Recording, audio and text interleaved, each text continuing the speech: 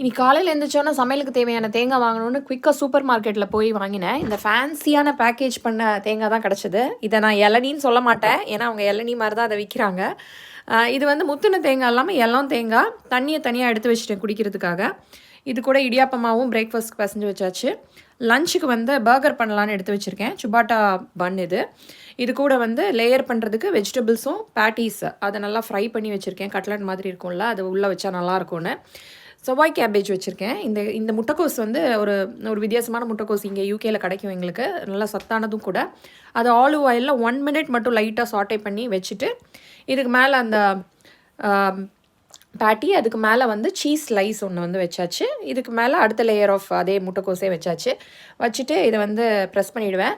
இது குழந்தைக்கு கொடுக்கறதுனால நான் அந்த சில்லி ஃப்ளேக்ஸ் அதெல்லாம் ரொம்ப போடலை. இதுவே போதும் அப்படின்னு சொல்லிட்டு வச்சுட்டேன். ஸோ லஞ்சுக்கு வந்து ரெடி.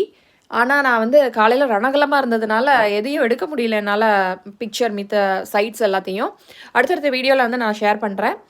இது கூட வந்து மார்னிங் பிரேக்ஃபாஸ்ட்டுக்கு இடியாப்பம் பண்ணினேன். இந்த தடவை என்ன பண்ணேன்னா, அந்த கிச்சன் ப்ரெஸ் இல்லாமல் இடியாப்ப கட்டையில் வந்து புழிஞ்சேன். அது எஃபர்ட்லெஸ்ஸாக இருக்குது. கிச்சன் ப்ரெஸ்ஸே ஈஸியாக தான் இருக்கும், அதை விட இது ரொம்ப எஃபர்ட்லெஸ்ஸாக இருந்தது. அப்படியே நூலாக வந்தது இடியாப்பம். புளியறதுக்கும் ரொம்ப சிம்பிளாக இருந்துச்சு. ஸோ இன்றைக்கி கடமை இனிதாக முடிந்தது. நான் வந்து தேங்காய் பாலும் நாட்டு சர்க்கரையும் போட்டு கலந்து வச்சுட்டேன். ஆனால் வீடியோ எடுக்க முடியல. அடுத்ததில் வந்து கிளியராக உங்களுக்கு கம்ப்ளீட்டாக காமிக்கிறேன். அடுத்த வீடியோவில் சந்திப்போம். நன்றி.